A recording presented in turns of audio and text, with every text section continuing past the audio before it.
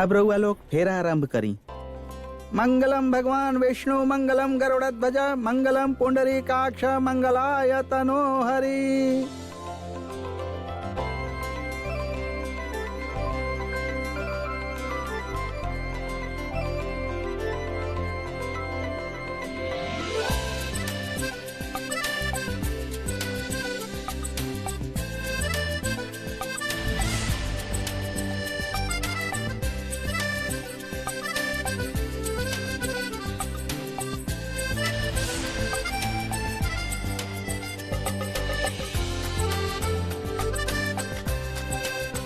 अब अंतिम फेरा में वधू आगे चली हैं।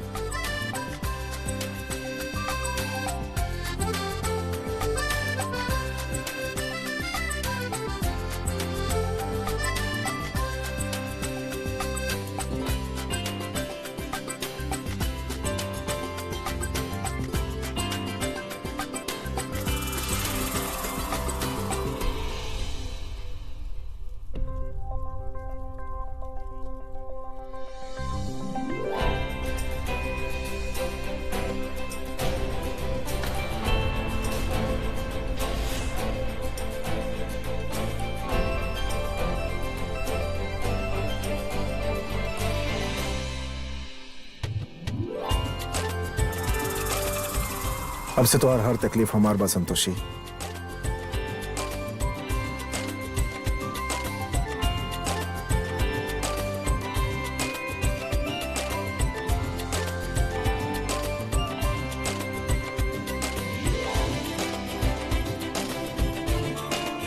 फेरा संपन्न भइल। अब रउआ सिंदूर विधि खातिर थान ग्रहण करी।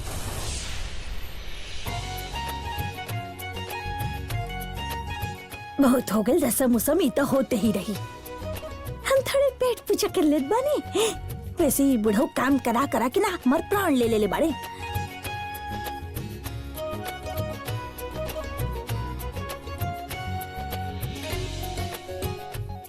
वाह वाह वाह, लखनऊ के पानी पूरी खा के तो मजा आ गई। अब थोड़े खाना भी चख लेत बानी, नहीं तो बाद में मेहमान झूठे नुक्स निकाली है। अब खोलो भैया खोलो खोलो।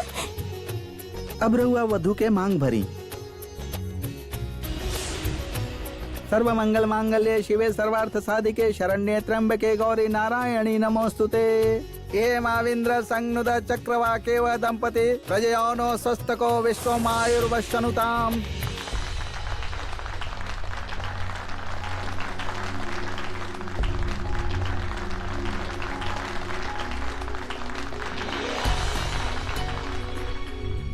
संतोषी ई हमार जगह बा जे तू ले ले बाड़ू। एकर हिसाब तो के चुकावही के पड़ी। विवाह संपन्न भइल।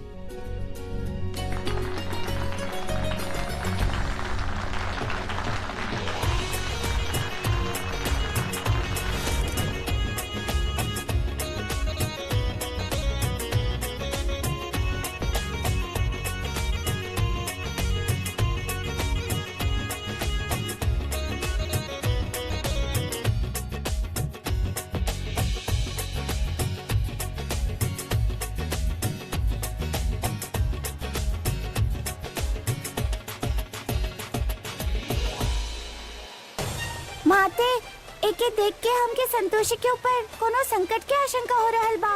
कृपा करके कुछ करी माँ। गौ माता, हम देवलोक के नियम से बंधल बानी। जब तक संतोषी हमार आवाहन ना करे या ब्रह्मदेव आदेश ना दिए, हम असहाय बानी।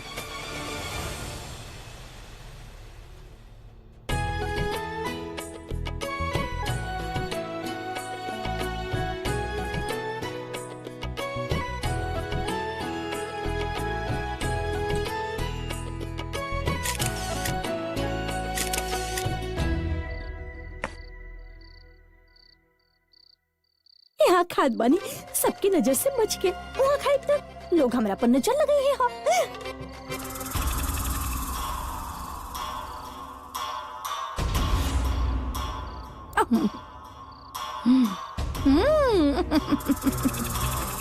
अरे वाह, बड़ा जल्दी हमके हमार शिकार मिल गई।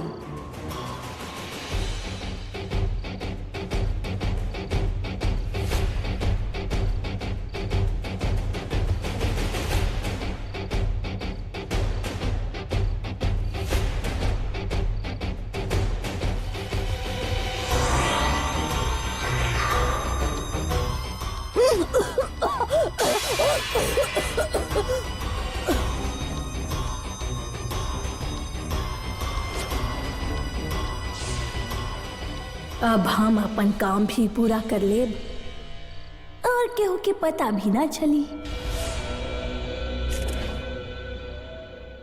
ये तृष्णा अकस्मात कहाँ चल गई?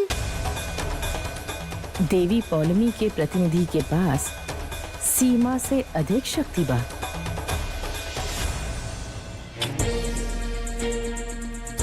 कितना देर हो गई, तृष्णा अभी तक वापस काहे ना आइल? कहीं धैर्य के पकड़ते ना लेलस? ना ना, ऐसा नहीं खे हो सकत, ऐसा नहीं खे हो सकत।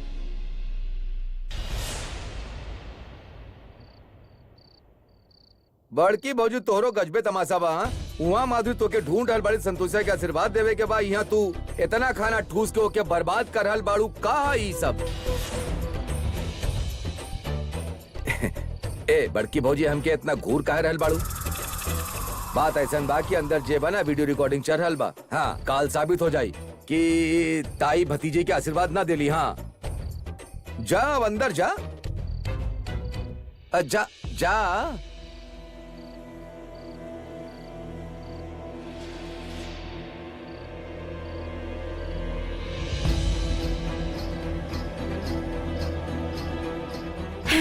दीदी जल्दी हो, तनी देखा जरा कितना लंबा समय बाद इतना अच्छा कैमरा से फोटो खींचा जा रहा है। चलो चलो चला ना, साथ में चल के फोटो खिंचवावल जाओ। आवा आवा।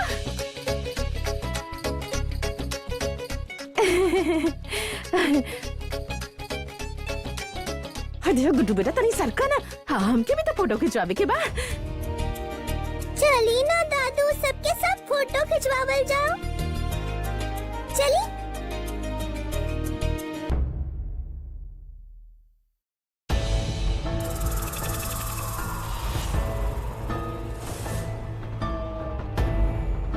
हमके दक्षा आंटी के देख के इतना अजीब काहे लग रहा बा?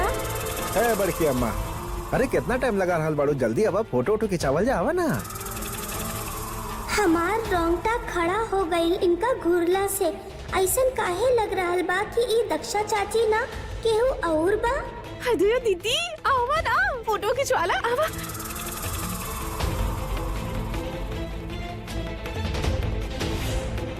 ताई जी रहो इस तरफ आई ना, हमार माया प्रोफाइल ज्यादा अच्छा दिखेला। आए हम के नहीं के खिंचवावे के कोनो फोटो।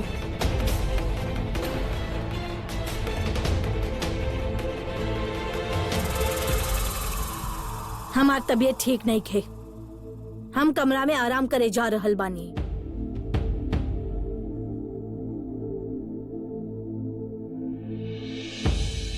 हम तनी ताईजी के देख के आवत बानी। ए संतोषिया रहे दे। अरे इतना ठूस ठूस के खाइए तब पेट तक खराब हो कहीं के रहल। तू लोग रुका, थोड़ी देर में आ जाइए। अभी बहुत सारा गेस्ट बाड़ा नहीं। हाँ, जब वो लोग चल जाइए तो तू जाके मिल लिया, ठीक बा? अरे सब लोग चला, अब लाइन में लग जा। फोटो तो खिंचावे के बाकी ना, लाइन में लगा। हाँ, चला चला चला।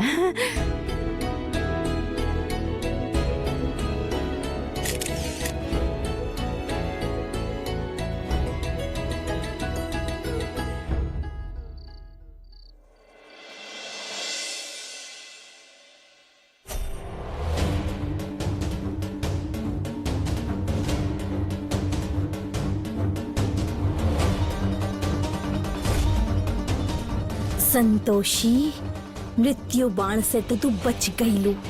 अब हम तो के मौत के घाट उतारब।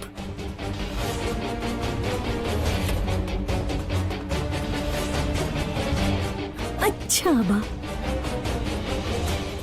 मारब हम तो के और सीसीटीवी कैमरा में दिखाई दी है तोहार ताई जी।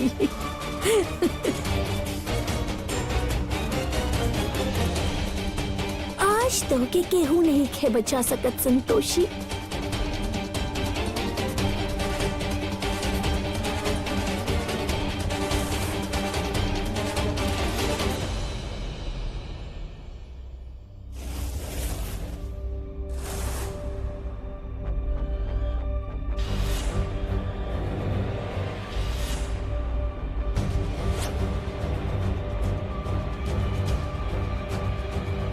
केहू नहीं खे देख रहल हमके।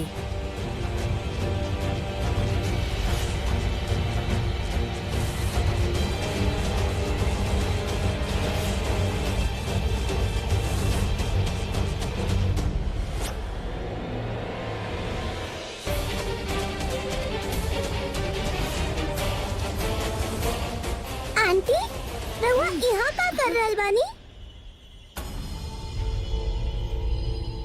ये फिर आ गई हाँ। आज हमरा रास्ता में जे भी आई ओके हम ना छोड़ब।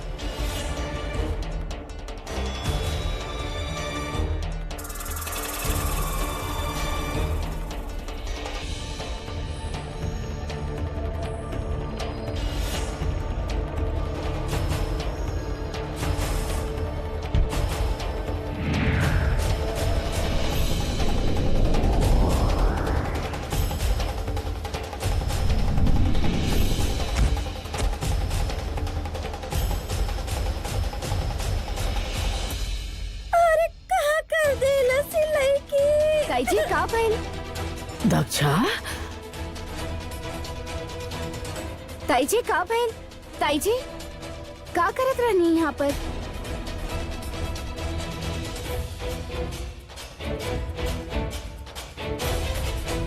अरे का हो गई? अरे चप्पल अप्पल सुंघावा क्यों भाई? का चाचा जी? मम्मी ई आंटी रहुआ यहाँ का कर रहल बानी?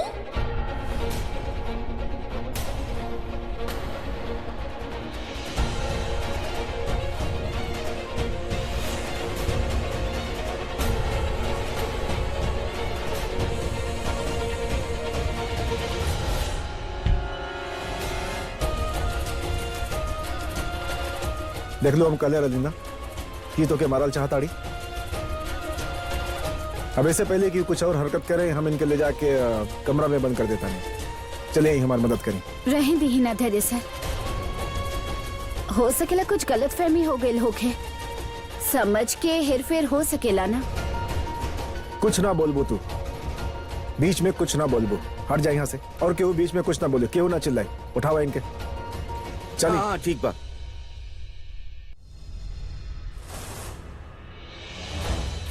धैर्य सर ई बार छोड़ दी ही ना, आगे से ना करी है ई।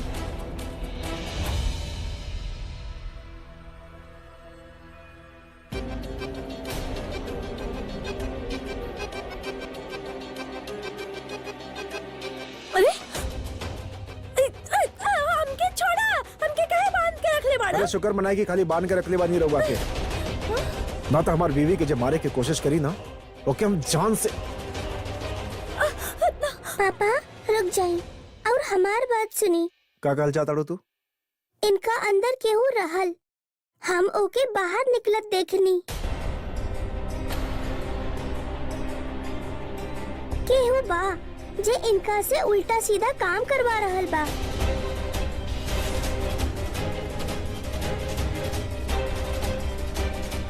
बाकी कैसे हो सकेला? जे काम ही कर रहल बाड़ी, अगर एकरा बारे में इनके पता नहीं तो ये एगो बीमारी हो गई ना। पापा ये बीमारी ना बा, बल्कि तृष्णा और कामनी आंटी के कोनो प्लान बा। कहे कि हम दक्षा आंटी के ऐसन बिहेवियर कब्बो नहीं की देख ले। रुद्राक्षी तू कुछ कहताड़ू, तू बहुत छोट बाड़ू, तू समझ ना पाइबू। बाइपोलर डिसऑर्डर एगो बीमारी होला, इंसान के पता ना होकेला कि वो का कर रहल बाड़ा। ई पागल हो गइल बाड़ी। बेटा यदि तो के लागत बा कि इतना बीमार बाड़ी तो हमनी के इनका फौरन डॉक्टर के दिखावे के चाहे बेटा, कुछ भी कर सकेले ई ता। जी अरे हम सच कह रहल बानी, हमके कोनो बीमारी नहीं के, हमार बात के विश्वास कर। ए बड़की भौजी कुछ मत बोला। हाँ? पागल जे बना खुद ना बोलेला कि वो पागल है। तू चुपचाप लेटल रहा बस। हाँ हाँ सही कह रहल बाड़े एकदम। हाँ दया दीदी ना जब देखा था बाबूजी केहू ना केहू के पीछे पड़ल रहेली। हाँ। इनकर आदत है ऐसन कइल, इनका खातिर कौनो बड़ बात ना है। हाँ। ना हम पागल नहीं के, हमके कोनो बीमारी नहीं के। संतोष बिटिया हम तोहर कसम खा के कहत बानी कि हम कुछ नहीं की कइले। तेरे बाबू हम सच कह रहल बानी। अरे अम्मा बोली ना कुछ, हमके कोनो बीमारी नहीं के। बस अब बहुत हो गल चिल्लम चली। हाँ अब हमार बात सुना, सब हमार बात सुन। रउआ सब कमरा से बाहर जाइए, हम डॉक्टर बुलाई। और रउआ प्लीज ताला मार दी कमरा में और चाबी हमरा के दे दी। हाँ धैर्य बाबू, चाबी हम रउआ के दे दे।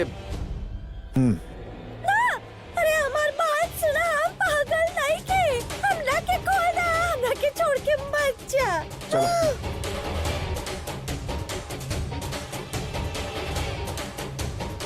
अरे बाबू हमार बात तो सुने। छोटे अम्मा चलिए सब बात तो सुने।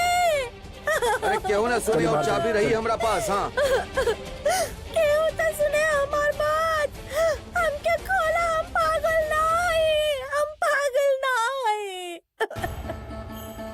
माते इस दृश्य के देख के देवी पौलोमी के अनुचर कोनो देह में प्रवेश करे के क्षमता रखेले, अतः संतोषी खातिर अत्यधिक घातक सिद्ध हो सकेला।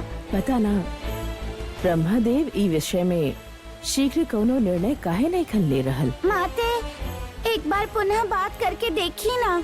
हम अवश्य ही ब्रह्मदेव से बात करब, किंतु हमके विश्वास बा कि हमार भक्त के केहू हानि ना पहुंचा सकेला। रउआ निश्चित रही गौ माता, काहे कि रुद्राक्षी देवी पौलमी के प्रतिनिधि के उत्तर देवे में सक्षम बाड़ी। मॉम, जब तक वो लड़की रुद्राक्षी संतोषी के साथे रही, हम होकर कुछ ना बिगाड़ पाई। कोनो तरह वो रुद्राक्षी के संतोषी से दूर कर रही के होगी। इतना परेशान मत होकर तृष्णा, हम कुछ सोचत बानी।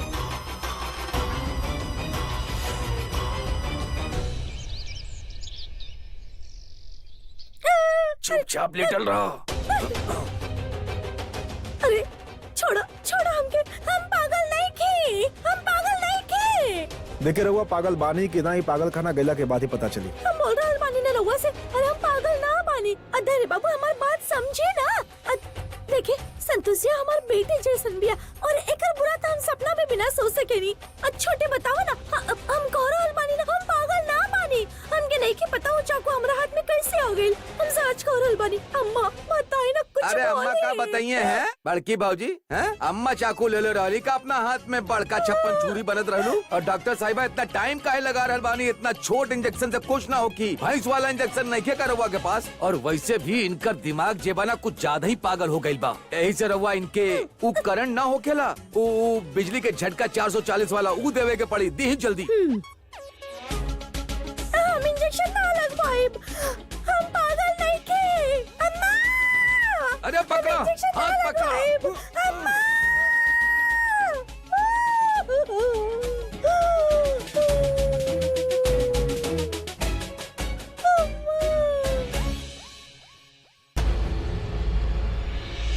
ब्रह्मदेव देवी पौलमी के प्रतिनिधि जौन माया के प्रयोग करके दूसरा के देह में जा रहल बाड़ी, वो बिना देवी पौलमी के सहायता के प्राप्त ना हो सकेला।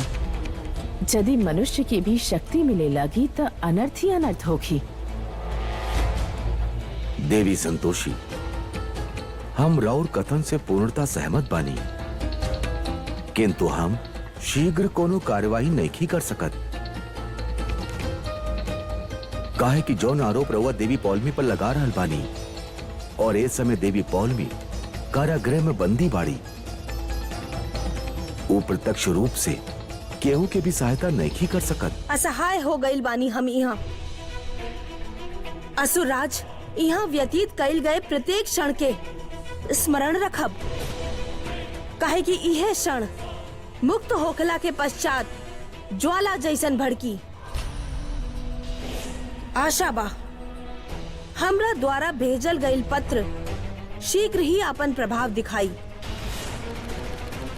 एकर अर्थ ई बा कि रउआ कौनो निर्णय ना लेब। ना देवी संतोषी, ऐसन बात कदापि नहीं खे। देव ऋषि ए विषय पर शोध कर रहल बाड़े। शीघ्र ही देवी पौलमी के प्रतिनिधि पर कार्यवाही अवश्य होगी। जे भी अपराध करी ओके दंड अवश्य मिली।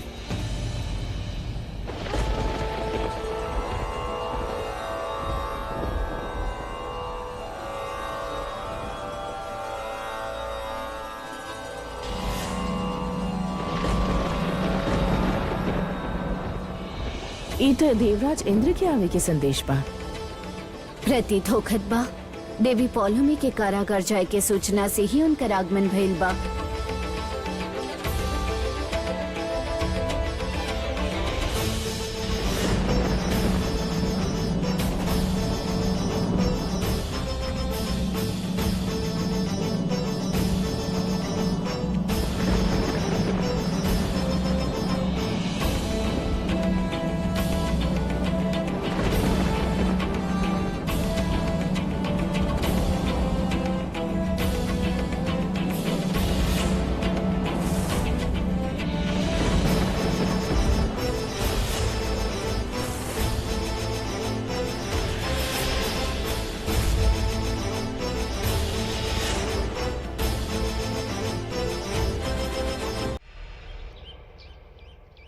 दादी अपन ख्याल रखब।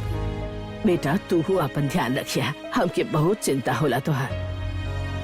भला होखे ई छोट बच्ची के जे काल रात दक्षा के देख लेलक, ना तो बेटा पता ना का हो जाइत। देखिए हमरा औकत रहुआ के संतोषी के टेंशन लेवे के जरूरत नहीं है, हम बानी यहाँ।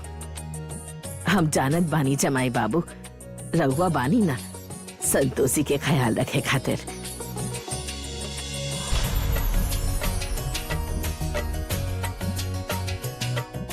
एक मिनट। हाँ पुष्पा, पुष्पा सामान लेके आवा।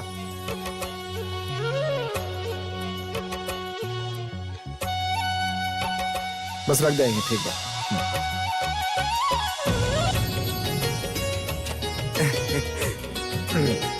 इल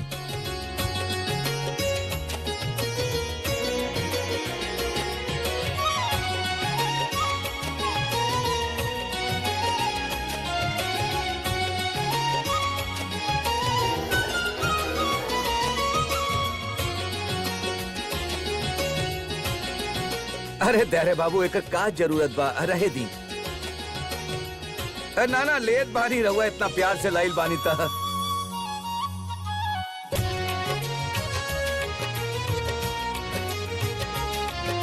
बहुत बहुत धन्यवाद बेटा, खुश रह। संतोषी माँ तू लोग के झोली में सब खुशी भर देस। समधी जी बहुते अच्छा लागल यहाँ आके। अब तो संतोषी माँ से इहे प्रार्थना करत बानी कि ए घर में यही तरह उत्सव मनत रहे और हम यही तरह हमेशा आवत रही। चिंता मत करी, हर उत्सव में हम रउआ के बकायदा बुलावत रहब। रुद्राक्षी अब तू अपन बड़की नानी के यहाँ जल्दी से आई है। हाँ नानी, हम रउआ पास बहुत जल्दी आई। अच्छा बेटा अब हमनी चलत बानी। जी गुड्डू बेटा, शर्मिली एगो काम करा, तू लोग जे बाना दादी के लेके जा। हमने कुछ दिन रुक के आई। वो कहा ना कि धैर्य बाबू बहुत परेशान रहल बाड़े, हम जे बा यहाँ रुक के उनकर काम काज में मदद कर दे। ई माधुरी जे बाड़ी घर के काम काज देख ली, है ना। हम आवत बानी कुछ दिन में। अब वैसे भी धैर्य बाबू के सबसे करीबी रिश्तेदार था हमनी के बानी ना, बाकी ना। जी अच्छा बेटा अब हम चलत बानी, अपन ध्यान रखिए बेटा।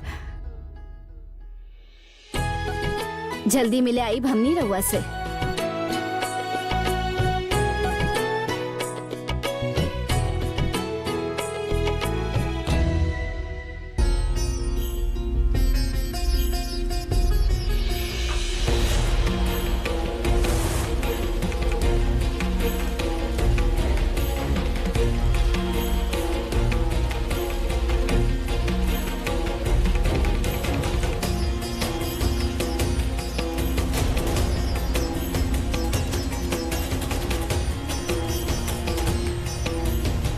देवर्षि देवराज इंद्र के साथ ही का कर रहल बाड़े।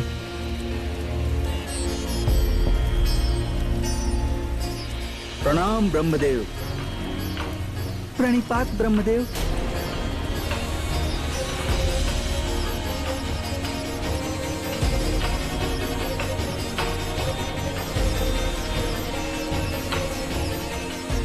कृपया देव सभा में शांति बनेले रखी। देवराज इंद्र रहुआ अकस्मात यहाँ और वो अपन संपूर्ण सेना के साथे। ब्रह्मदेव ई सभा ऐसन कुछ कैले बा जेकरा कारण स्वयं हमके यहाँ आवे के पड़ल।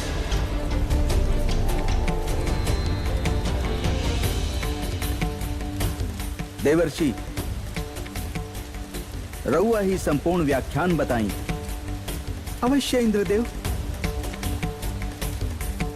प्रजापति, देवी पौलमी, असुरराज रहुआ दोनों आपन प्रतिशोध के भावना के कारण आज ही कारागार में बंदी बनल बानी और इतना सब कुछ होखला के पश्चात भी रहुआ दोनों के प्रतिशोध के ज्वाला कम ना भइल। देवर्षि रहुआ हतोत्साहित कर देवे से हम अपन निर्णय परिवर्तित ना करब। इस समय तरहुआ दोनों कारागार में बंदी बनल बानी। तरहुआ अपन प्रतिशोध कारागार में रह के कैसे ले देवी पौलमी? रहुआ कृपा करके एके देवराज इंद्र तक पहुंचा दी। बस इतनी बात बा।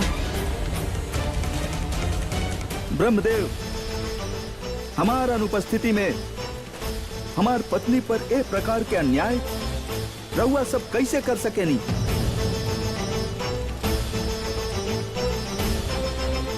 देवी पौल में कुछ अनुचित नहीं की कैले।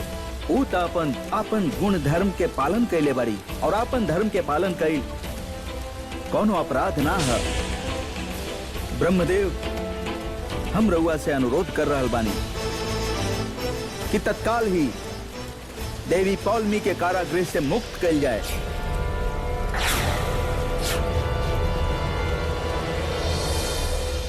ये तो विकट परिस्थिति उत्पन्न हो गई बा। इतना दुविधा के विषय बा, अब ब्रह्मदेव का करिए? देवराज इंद्र, बिना वस्तु स्थिति के ज्ञात कैले कौनो भी निर्णय पर पहुंचल कदापि उचित नहीं खे। देव सभा के गरिमा बनैले रखी, अन्यथा एके देव सभा के नियम के अपमान मानल जाई। ब्रह्मदेव, रहुआ जे माने के बा मान ली, किंतु हमार धर्म पत्नी के मुक्त करी। देवराज इंद्र, संयम रखी, हमके विचार करे खातिर थोड़ा समय दी।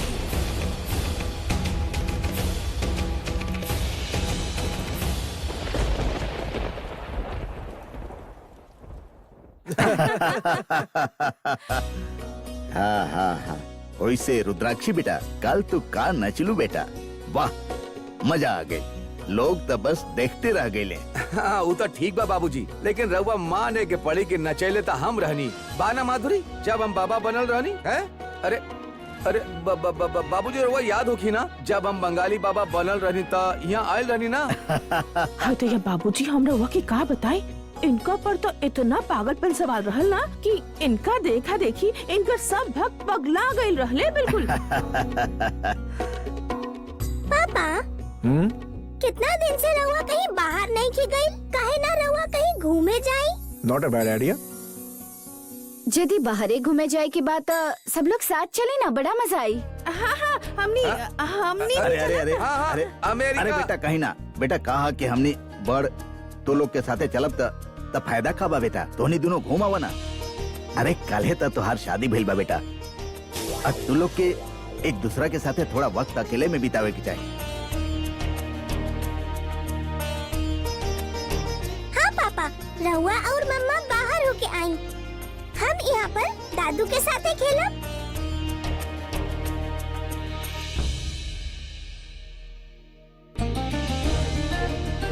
अरे जाई ना रहुआ लोग, ताकि हम यहाँ पर अपन मस्ती शुरू कर पाए। हाँ, धैर्य बाबू हो आई ना। हमनी कहता यहाँ घरे में पिकनिक बना ले बाउर का। हम तो ये पिकनिक बना ले। अब रउआ लोग इतना इंसिस्ट करल बानी तो मने हम कैसे मना कर सके नहीं। ठीक बा, हमने कहीं घूम के आ जाता नहीं, यही कहीं। हाँ तो एगो काम करा, जाके फटाफट तैयार होके आ जा।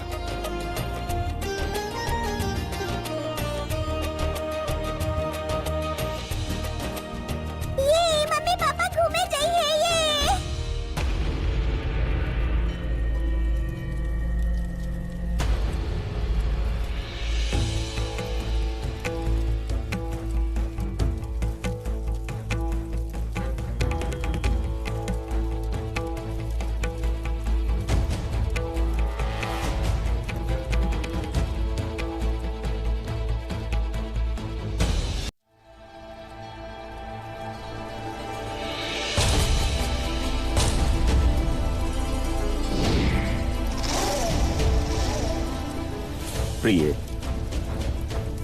हम बनी देवराज इंद्र। प्रणाम देवेश। देवी, हम इंद्रमहल पहुंचने तक हमके सूचना मिलल कि रउआ के यहाँ बंदी बना दिहल गेल बा। ऐसन का भइल देवी? देवेश, इनके अपन त्रुटि के आभास होखे, ऐसे हम इनके देवलोक के सबसे कठोर कारागृह में भेजत बानी। असुरराज, असुर कन्या होखे के दंड हमके पुनः मिल गई। अब हम का करी? हम तोहार सहायता करब। अब युद्ध ही अंतिम विकल्प बा।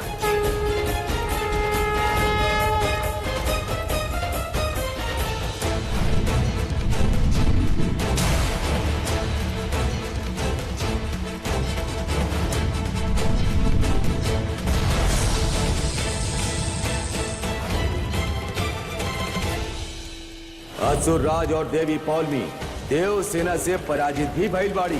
यही से असुर राज और देवी पौलमी के अनिश्चित काल खातिर कारागृह में डालल जात बा। अब रहुए बताई देवेश, हम ऐसन का कईनी जे हमके इतना कठोर दंड देल गई? का हम अपन धर्म के पालन करके कुछ अनुचित कईनी? तू शांत हो जा। हम ब्रह्मदेव के पत्र लिख देत बानी, वो शीघ्र ही तोहनी दोनों के यहाँ से मुक्त कर दी हैं। ना देवेश, सभा के निर्णय के परिवर्तित कईल इतना सरल कार्य नहीं थे।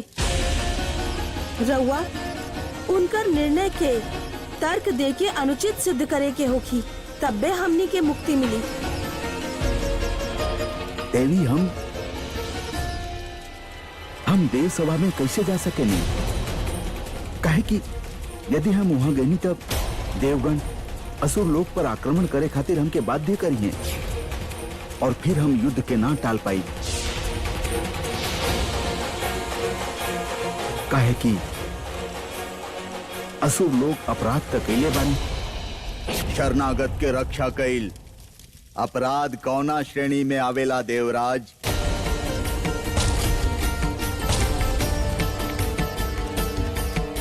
देवराज, रउआ देवता लोग अपना सुविधा अनुसार नियम बनावेनी। यह ना हमनी के कृत्य के अनैतिक घोषित कर देवेनी। जब वह कृत्य स्वयं करेनी तो ओकरा खातिर तर्क गढ़ लेवेनी। असुरराज, हमनी जीवन के कल्याण के ध्यान में रख के नैतिकता और अनैतिकता के निर्धारण करेनी।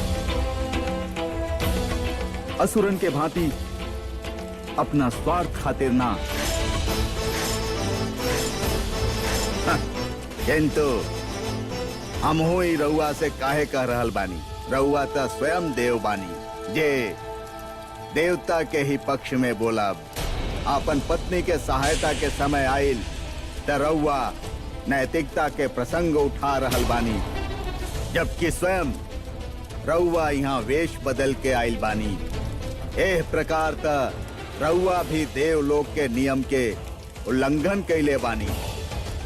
त देवराज, अब कहाँ गए राउर नैतिकता? असुरराज, असुरराज, व्यर्थ के बात मत करी। देवी, हम शीघ्र ही रउआ दोनों के यहाँ से मुक्त करे के कौनो प्रबंध करत बानी।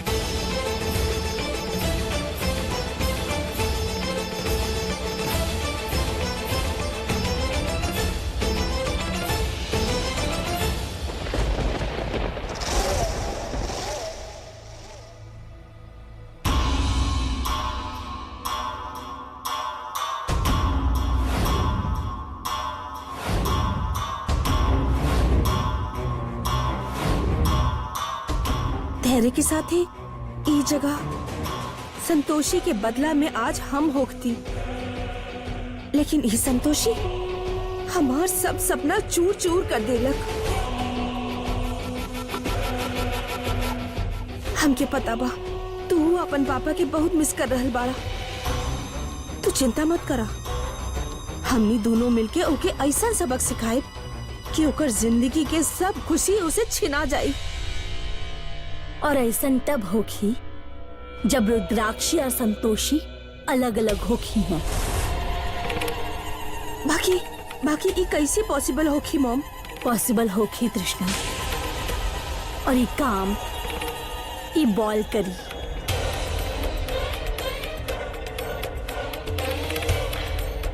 मॉम, लागत पर राउत फिर से दिमाग खराब हो गई। कुछ भी सोचे से पहले हमार प्लान तो सुन लो।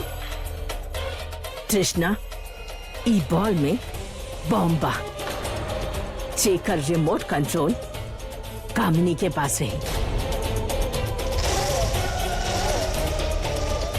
और जब ये बॉल रुद्राक्षी के पास पहुंची, हम यहाँ से रिमोट के बटन दबा देब तो के बच्चे अचानक से ओकरा सामने आ जाए के बाद, ताकि ओकर ध्यान भटक जाए, फिर वो ओकरा पर शक्ति के प्रयोग न कर पावे। मॉम, केहू सही कहले रहे, माँ और बेटी के रिश्ता सबसे पक्का और सच्चा हो खेला। I love you mom. I love you too. बेटा, दादू को ज्यादा तंग मत करिए हम, और आपन और दादू दोनों के ख्याल रखी है। कोनो परेशानी होके तो फोन करी है। मम्मा, रउआ जल्दी मत आई और खूब एंजॉय करब। और बेटा, तोहनी दोनों काम के चिंता बिल्कुल मत करिया, और रुद्राक्षी के भी टेंशन मत लिया। हम रुद्राक्षी के ख्याल रखब और रुद्राक्षी हमार। हाँ दादू। अब हमने के चले के चाहिए ना तो लेट हो जाएगी।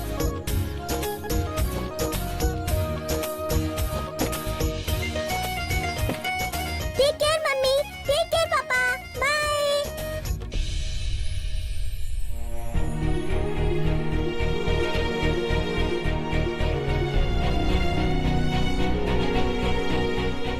का देख रहल बानी? रुद्राक्षी जब से हमने की जिंदगी में आयल भी, हमने की जिंदगी बदल गई बा। सब कुछ कितना अच्छा लग रहा बना, और वो जब आस पास होके लेते हमने के पास परेशानी ना आवेला। बचा हो खेले ही खुशी के खजाना। सही कह लो तू। अच्छा अब चलिए, ऐसे पहले केहू और आ जाए इंस्ट्रक्शन देवे खातिर, हमने के चले के चाहिए। चला बेटा अंदर।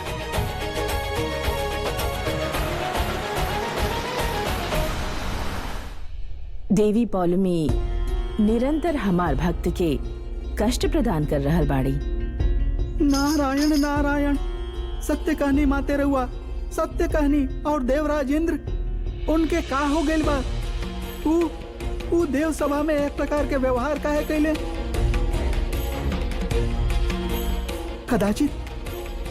कदाचित देवी पौलमी उनके अनुचित संदेश तना भेज देले। क्षमा चाहत बानी, किंतु पत्रवाक तो हम ही रानी, परंतु हम उनका संदेश ना पढ़ सकत रहनी।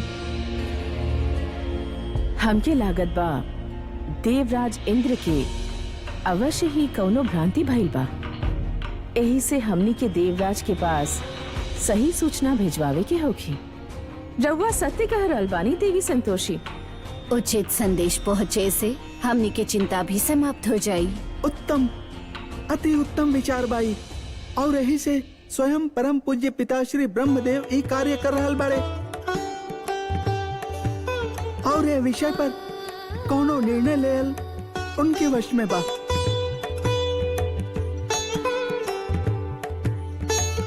आशा करत बानी संदेश भेजला के पश्चात सब कुछ उचित होगी।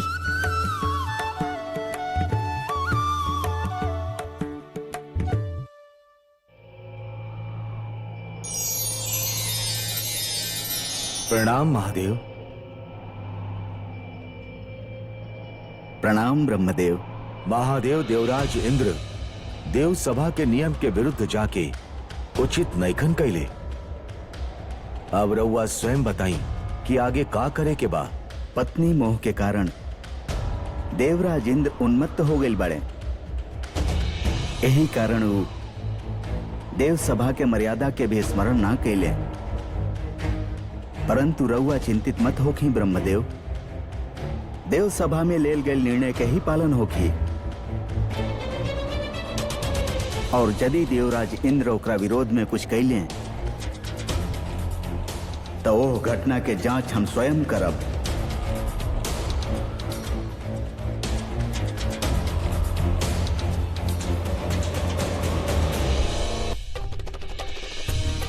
ए रुद्राक्षी, ई देखा हमार हवाई जहाज कैसे उड़ेला, तोहार हवाई जहाज से भी एकदम ऊपर।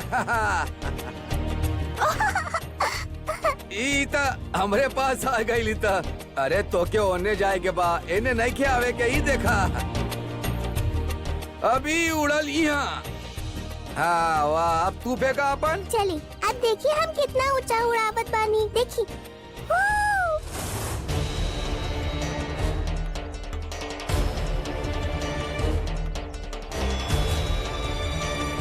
ये पागल यहाँ कैसे आ गई? रोज तो यहाँ रुद्राक्षी अकेले खेले ले।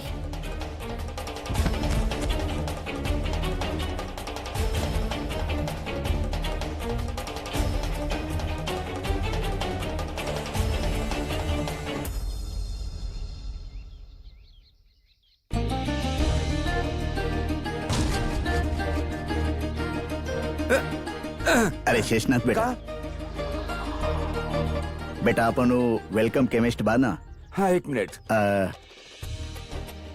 वेलकम केमिस्ट बा। हाँ हाँ तो उससे बेटा ये दवाई ले आओ। हाँ हाँ, कोनो बात ना, नौकर के भेज देब हम। ना कहा कि वो गलती कर देवे ले कबो कबो दवाई लावे में। हाँ बेटा तू जा और ये दवाई ले आवा। का कोनो तकलीफ हाँ, बात कोनो बात ना, हम चल जात बानी। बेटा तनी जल्दी जाके ले आओ। इतना में हो जाई। देख ला पैसा कम तो ना पड़े के चाहिए बेटा। ये बुढ़ऊ ससुर हर बार रंग में भंग मिला दिला। अब वैसे दवाई के बहाने कुछ पैसों बाची, मिठाई उठाई खा ले। और कहा? अरे रुद्राक्षी बेटा, अभी गर्मी बाय समय हैं? चला अंदर चल जाए।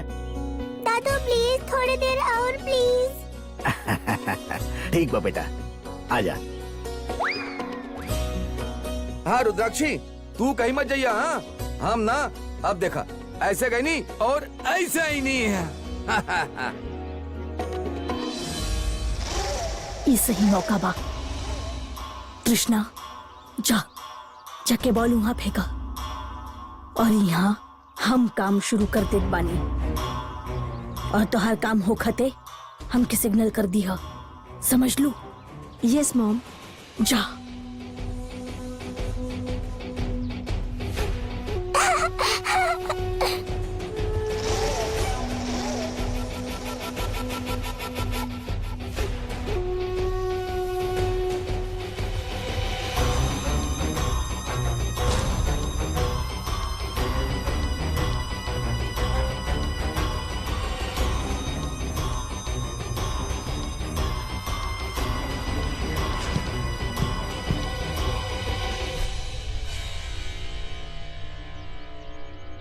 ये बॉल यहाँ कहाँ से आ गई?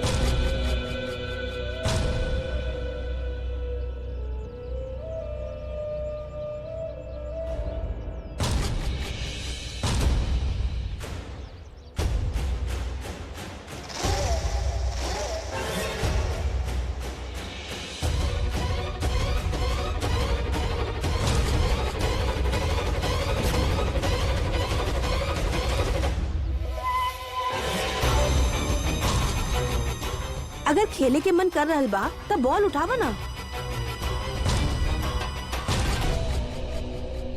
ना केहू और के चीज के हाथ लगावल अच्छा बात ना होखे। लागत बा बॉल के जगह कोनो और खिलौना लावे के चाहत रहल। एको काम करत बानी, थोड़ी देर खेल लेत बानी।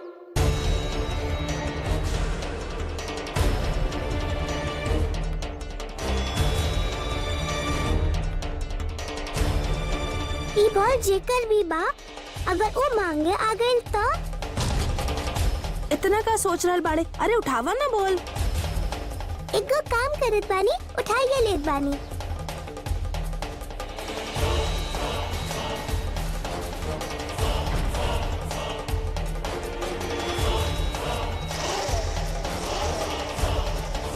खेलत बानी, अगर केहू आई तो हम ओके वापस लौटा देब।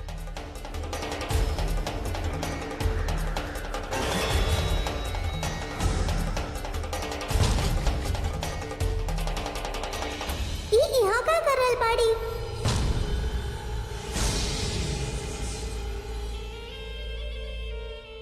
दूसरा के बॉल के साथ खेलल गलत बात बा। कृष्णा सिग्नल दे देले हमके। कृष्णा आंटी हमके चिढ़ा रहल बाड़ी। अभी बतावत बानी हम उनके। कृष्णा आंटी इली ही तोरा खातिर ता ई रुद्राक्षी ही काफी पिया।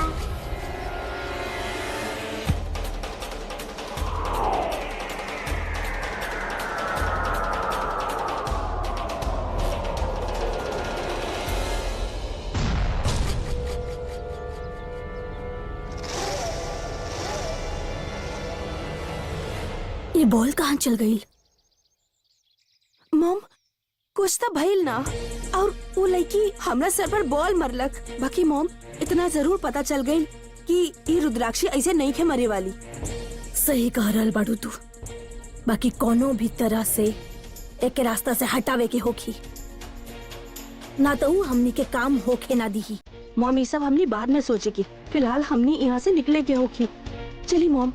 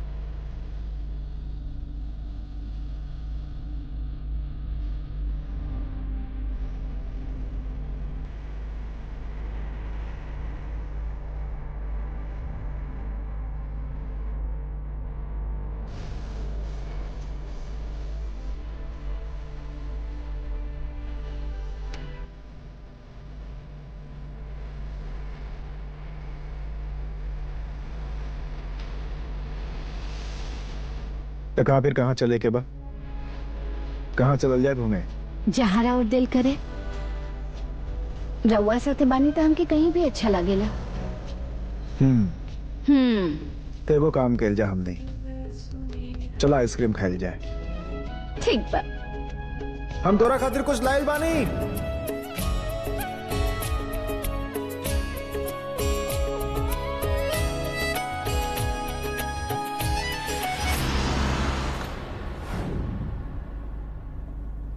ना ना, आइसक्रीम ना खाइल जाए हमने।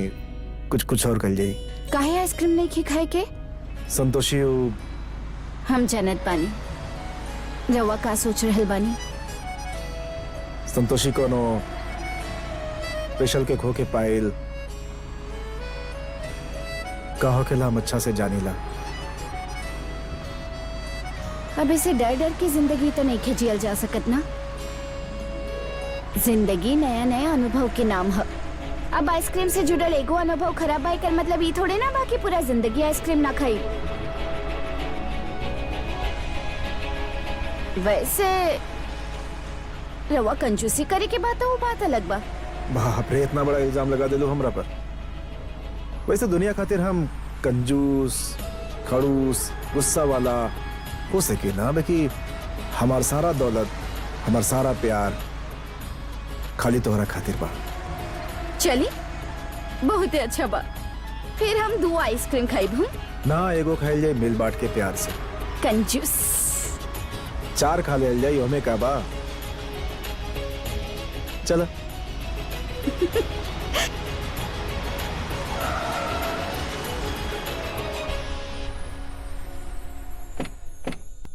देवगन ए आपातकालीन देवसभा संगठित करे के प्रयोजन रउआ सब भली भांति जानत बानी। यही कारण हम सीधा विषय पर आवत बानी। देवराज इंद्र देवराज होके के पश्चात भी देव सभा के नियम के पालन नैखन कैले।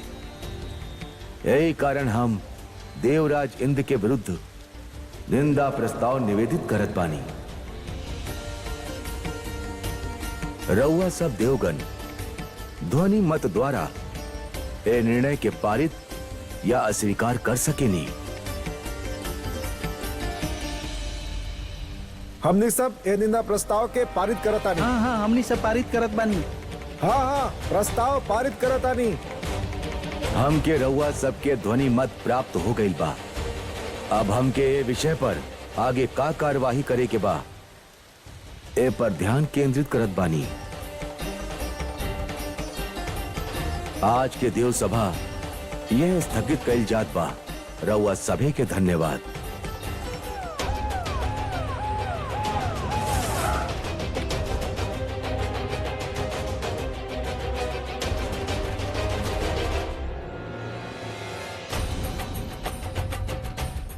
अरे भैया ए तोहार दिमाग खराब बा का भैया? अरे पागल के यहाँ काहे ले आइला? पागल ना बानी हम। अच्छा खड़ा का बड़ रिपोर्ट दिखावा हमार।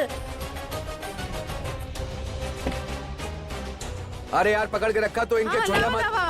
हम पढ़त बानी। हाँ जी हाँ साच कहताड़ी ये पागल नहीं थी। तोहार बात मान ले भमा। डॉक्टर काहे ना आइले?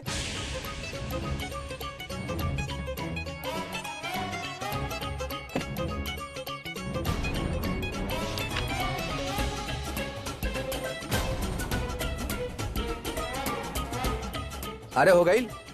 अरे का करल बाड़ू? ये महंगा वाला भाषा अंग्रेजी तोहरा बस के नहीं कही। छोड़ा। अरे रुका समझेगा।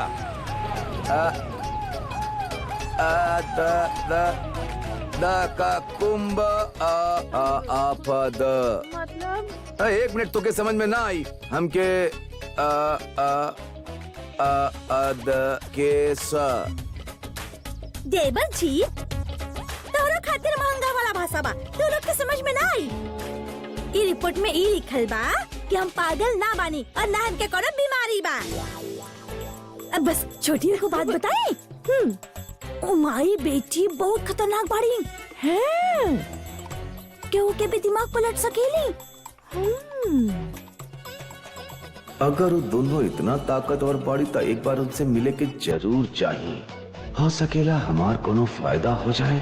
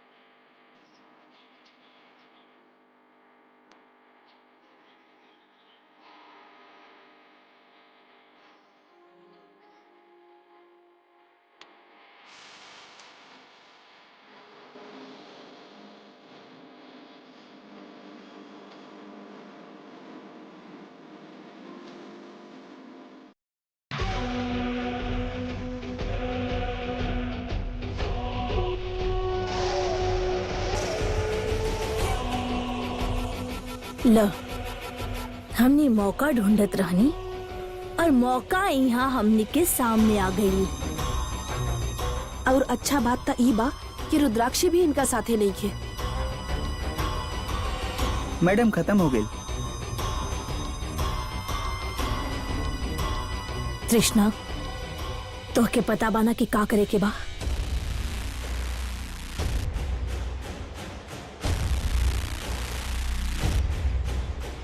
भाई साहब छुट्टा ले आई हमनी खातिर।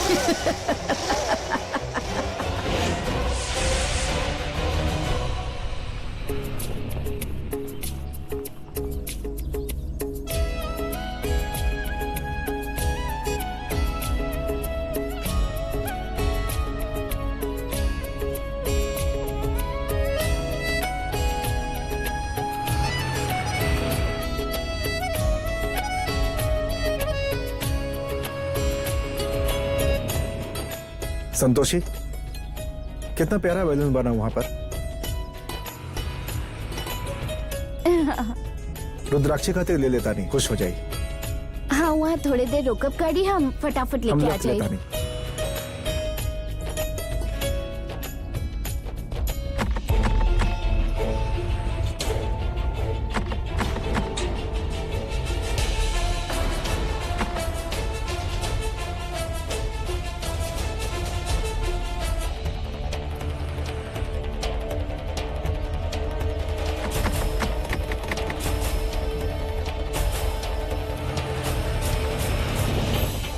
का भेल गाड़ी काहे ना रोकी नहीं, बलून वाला पीछे चल गई। का भेल संतोषी ब्रेक नहीं के लग रहा, का समझ नहीं के आ रहा, पता ना ब्रेक काहे नहीं के लग रहा। कोशिश करी ना। अरे कोशिश तो कर रहा बानी, को समझ में नहीं के आवत।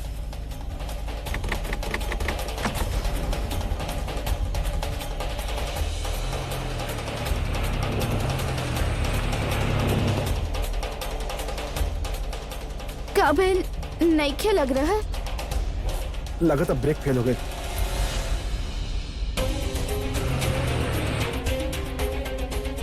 सर संभाल के।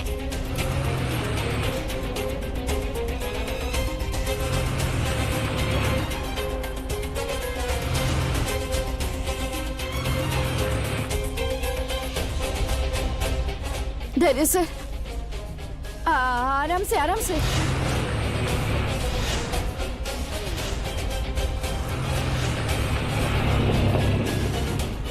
संतोषी बच्चा, धैर्य सर संभाल के, वो बच्चा।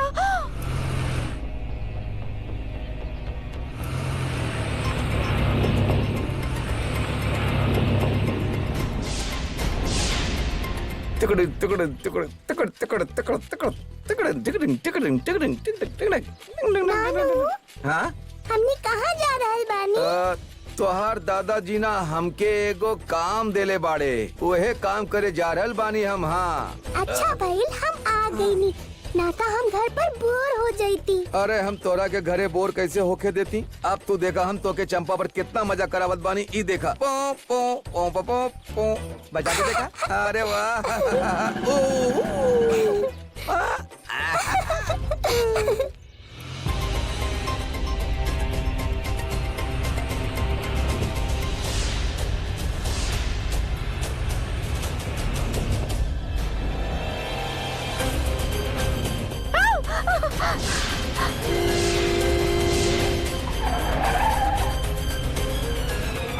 अरे अंधा बाड़े का?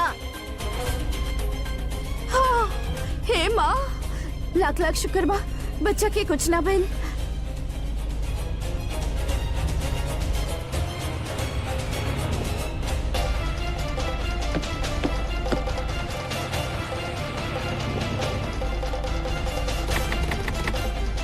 संतोषी को समझ में नहीं के आ रहा, का करी। रउआ पहले मन के शांत करी। हाँ, फिर जरूर कुछ समझ में आई। सीट बेल्ट पहनले पहनले बाड़ू ना? पहनले बानी। आज तो के अपन जान देवे के पड़ी संतोषी। बस तू एक बार ई दुनिया से विदा हो जा, ओकरा बाद धैर्य हमार होखी।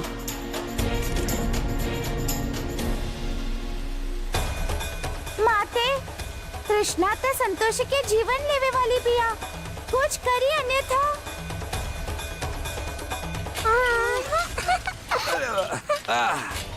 नानू निकल ले, चंपा लेके, और सड़क पर कोनो मोर ना आई। अच्छा, नानू हम गिर जाए। अरे हम तो के गिरे थोड़े ना दे। हाँ, अरे नानू निकल ले और चंपा लेके और सड़क पर।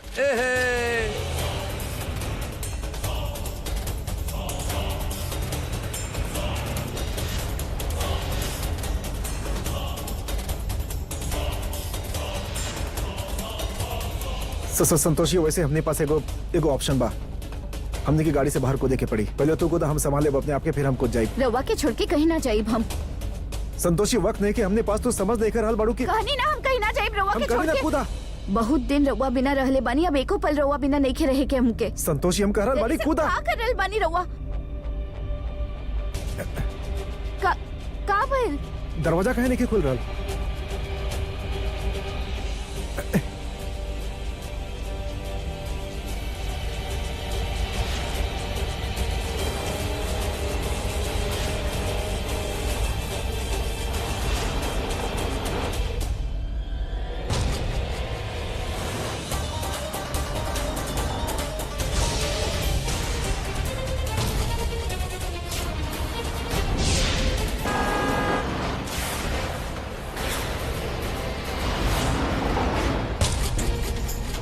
एक एक कहल जाला सोना पर सुहागा। जैसे ही ई कार ट्रक से टकराई हम धैर्य के लेके बाहर कूद जाए। संतोषी, तोहार जिंदगी की कहानी अब खत्म होके वाला बा। बेचारी संतोषी।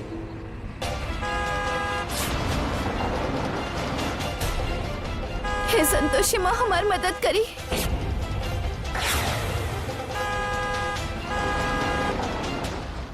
अब हमके ही कुछ करे के होगी।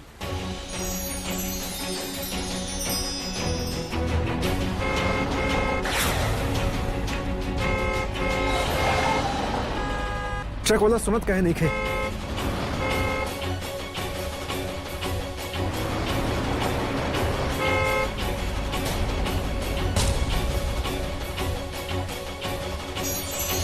हाँ? अरे ना, अरे ये का भाई, ससुरा बैटरी खत्म हो गई बा।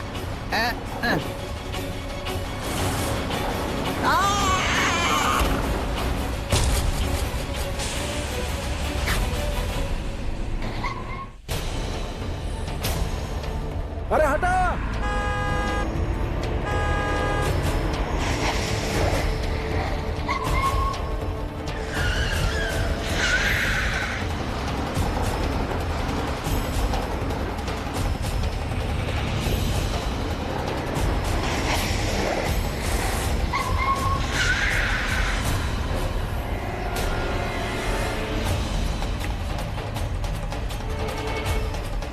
अरे इता पापा के गाड़ी बा।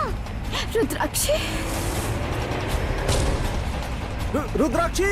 रुद्राक्षी, रुद्राक्षी हटा! ये लोग इशारा कहाँ कर रहल बाड़े हैं रुद्राक्षी? हटा सामने से।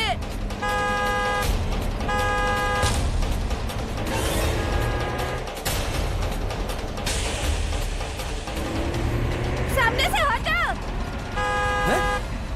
रुद्राक्षी, सामने से हटे ना। हे माँ,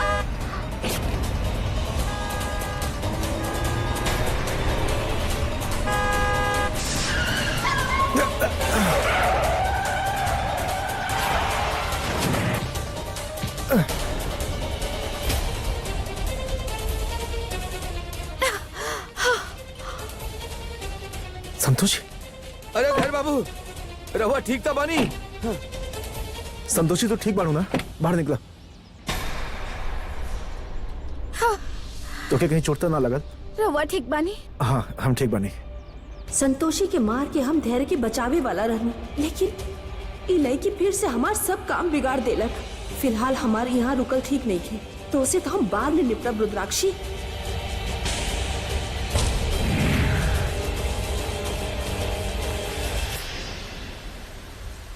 धैर्य बाबू, रहुआ ठीक बानी की ना?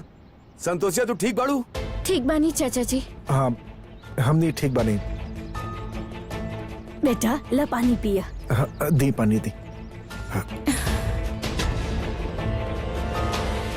माता रानी के कृपा से रउआ लोग सुरक्षित बानी। बाकी राउर गाड़ी इतना तेज काहे भागत रहल? पता ना कैसे, लेकिन गाड़ी के ब्रेक फेल हो गए रहे। मम्मी पापा, रउआ लोग के चोट तो ना लागल ना? ना बेटा, दोनों ठीक बानी। बस तोहर पापा के गाड़ी के थोड़ा नुकसान हो गए। ये कार हमनी के लाइफ से ज्यादा इम्पोर्टेंट नहीं है, हमनी के लाइफ से ज्यादा कीमती नहीं है। हमनी के जान ज्यादा कीमती बा। हाँ, देखिए रउआ लोग यहाँ पर हमनी के मदद करी, यानी बहुत बहुत शुक्रिया। Thank you so much. अब रउआ लोग बिल्कुल टेंशन मत ली, हमने बिल्कुल ठीक बने। चली। मम्मी पापा, हम रउआ दोनों के देख के घबरा गइल रहनी।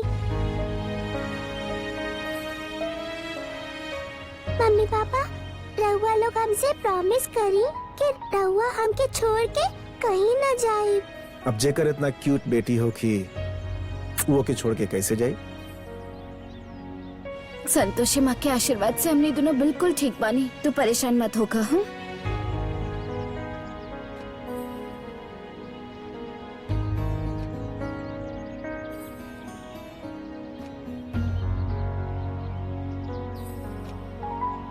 संतोषी, हमरा एगो बात समझ में नहीं खे आई। धीरे से अभी घरे चलल जाओ, ए बारे में बाद में बात करे के।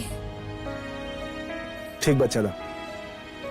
चाचा जी वो एगो ऑटो रुकवाई हमने खातिर। हाँ हाँ अभी रुकावत बानी।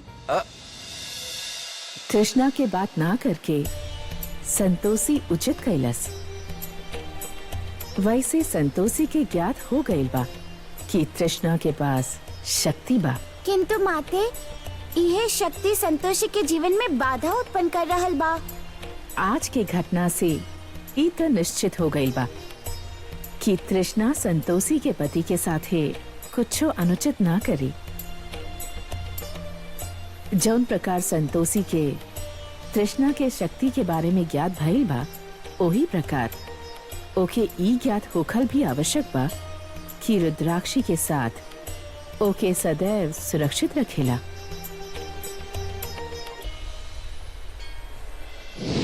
नारायण नारायण, हमके तो आश्चर्य हो रहा बा कि रउआ इवा कारागार में बानी, परंतु ओकरा पश्चात भी रउआ अपन पति देवराज इंद्र के विरुद्ध निंदा प्रस्ताव पारित करवा देनी।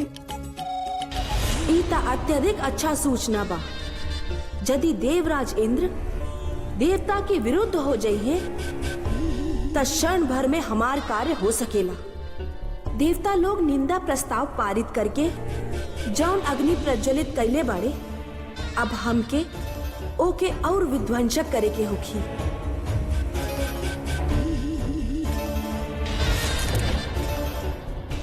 इतना अच्छा मौका रहल तृष्णा, फिर भी तो ओके ना मर पैलू। मॉम, हम सोचनी संतोषी के मार देव और धैर्य के बचा ले। इसे धैर्य के दिल में हमरा खातिर जगह भी बन जाई। बाकी इससे पहले कि हम कुछ करती, रुद्राक्षी पूरा खेल बिगाड़ देलक। तृष्णा, ई बखत सबसे जरूरी बात कि हमने रुद्राक्षी और संतोषी के एक दूसरा से अलग करी। धैर्य के दिल में जगह बाद में बनई हा।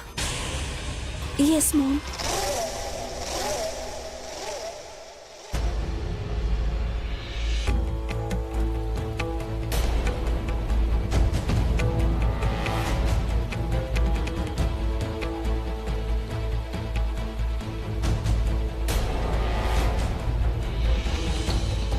ब्रह्मदेव, ई कहा? देवराज इंद्र, ये देवी पौलमी के विरुद्ध आरोप पत्र है। एकर का अर्थ बा प्रजापति? शासन और शस्त्र सदैव सूझबूझ के साथ चलावल जाला। देवराज इंद्र, रउआ स्वयं देवलोक के नियम के अमान्य ठहरले बानी। यदि रउआ देवलोक के मत के ना मननी ता हम और समस्त देव सभा रउआ स्थान पर नवीनतम इंद्र के चुनाव कर ले।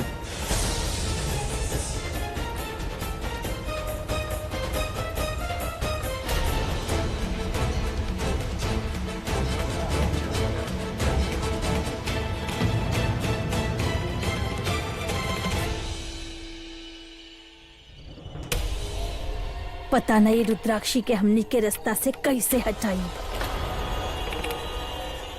हम ता कहत बानी कि ओके जिंदा जला दे जाओ, ना तो ओके नदी में डुबा के मार डालल जाओ। ना, सबसे अच्छा होखी हमनी ओके कवनो ऊंच जगह से फेंक देल जाओ।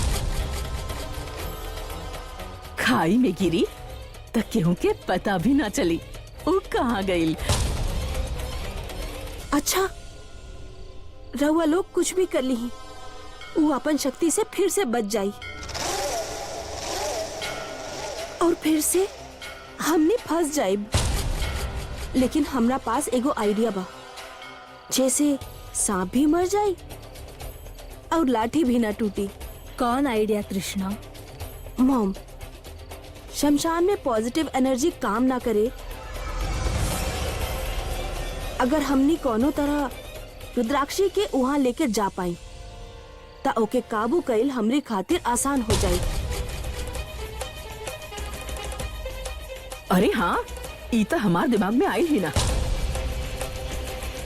बाकी तृष्णा रुद्राक्षी के शमशान तक लाई के। अगर रुद्राक्षी से हमनी छुटकारा पावल चाहत बानी ता कोनो तरह हमनी के एक काम के अंजाम देवही के होगी।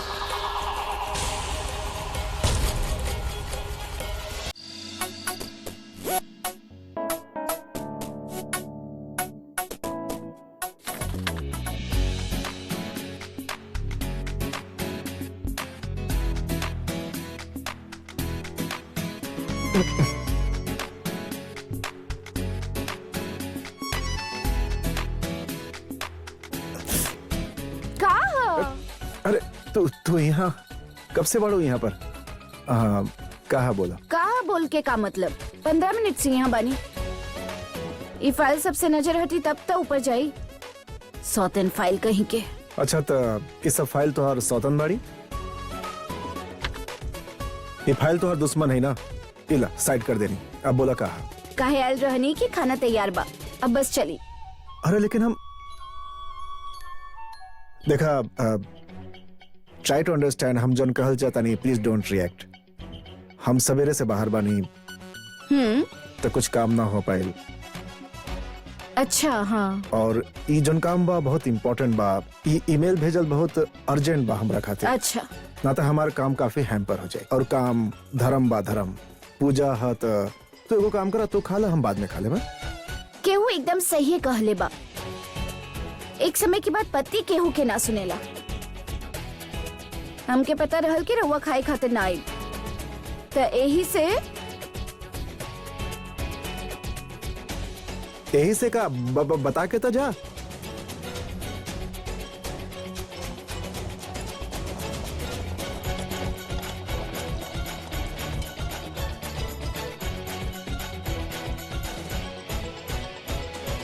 कैसे सोच लेनी रउआ कि हम अकेले खा लेब?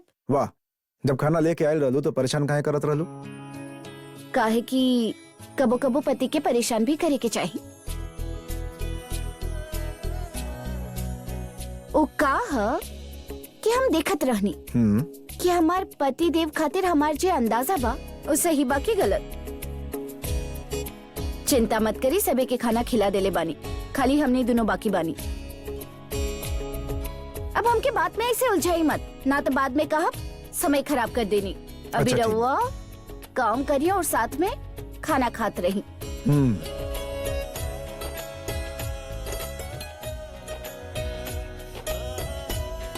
बीवी होके तो ऐसन साचे संतोषितों के पाके हम धन्य हो गए। हम बहुत लकी बानी कि हमके तोहरा जैसन बीवी मिलल। चला तू खा।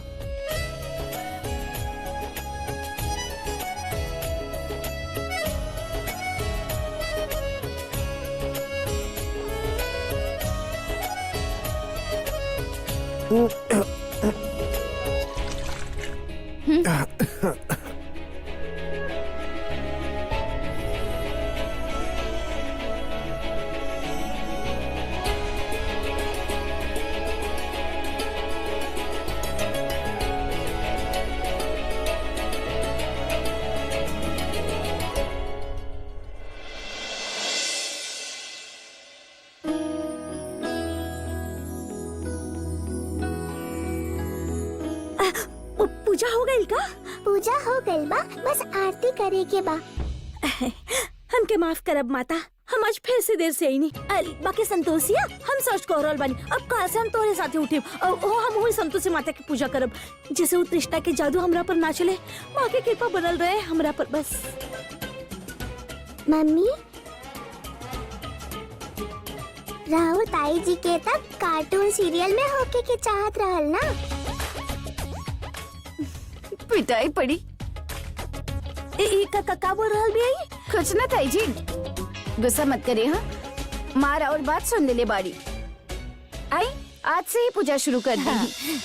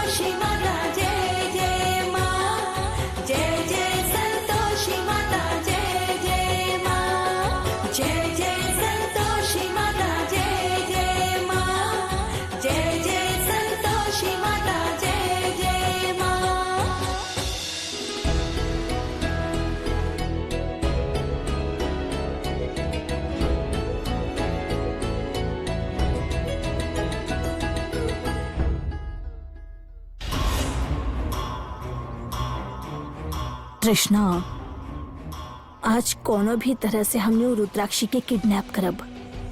मॉम, रहुआ तो ऐसे कह रहल बानी जैसे रुद्राक्षी के किडनैप कईल बायां हाथ के खेल होके। याद करी, पिछला बार ये दांव उल्टा पड़ गई रहल। अरे खेत गले बाबा बाजार गली माँ, अकेली बानी घर में तू आजा बाल माँ। का भइल? के देख रहल बाड़ू? ओ राव राइट में रहुआ देखब मत। संतोषी के चाचा हमने के देखने जा रहल बा। एक खोपचा में खड़ा होके का करल बाड़ी दोनों? हाँ, लागत पर कोनो धुआंधार प्लानिंग कर रहल बाड़ी। हाँ, लेकिन हमके ऐसे कहा, हमके तो इनकरा से मिले से मतलब बा।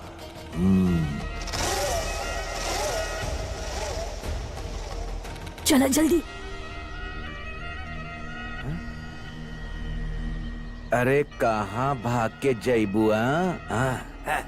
ए तिवारी जी, पेपर सीधा पढ़ल करा। भाजी अंदर पहुंचावा। हमार चंपा कहाँ भी आई बतावा। कौन चंपा? अरे हमार साइकिल और कौन खड़ा बिया राउर चंपा? अरे सामने खड़ा बिया, हम तोहरा से पूछ रहल बानी। हटा।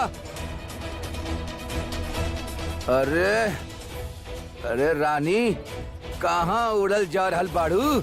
ये राजा पीछे पीछे आइले तोहरा। अरे अरे यार, चला।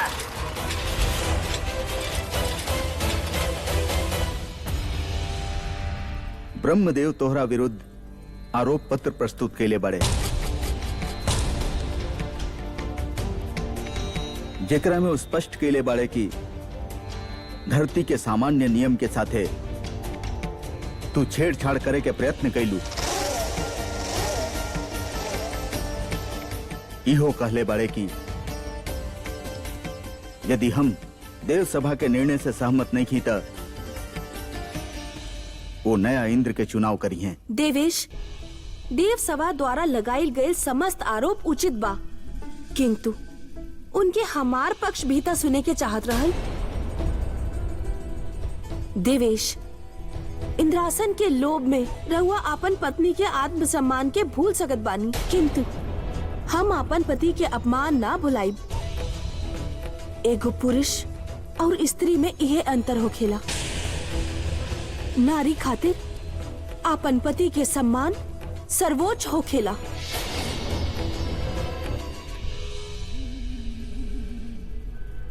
हम कारागृह में बानी, किंतु ऐसे रहुआ थोड़े न कोनो कष्ट हो रहल बा। कोनो बात ना, रहुआ देवता के साथ दी, हम अपन कष्ट स्वयं ही भोग लेब।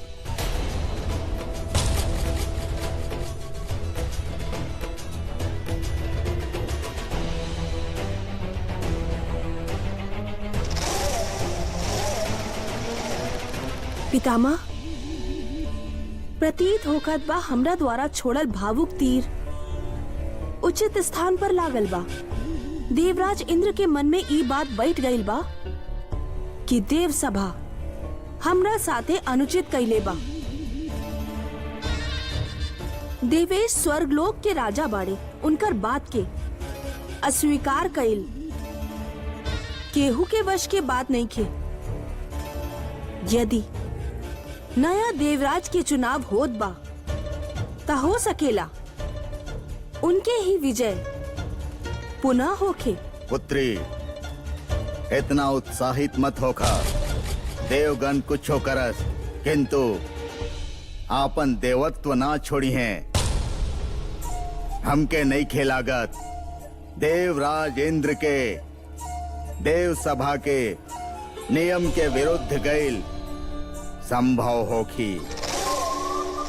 यहाँ से मुक्त होके खातिर हमनी के कोनो और मार्ग ढूंढे के होखी। असुरराज, हम देवराज के मन के भली भांति जानत बानी।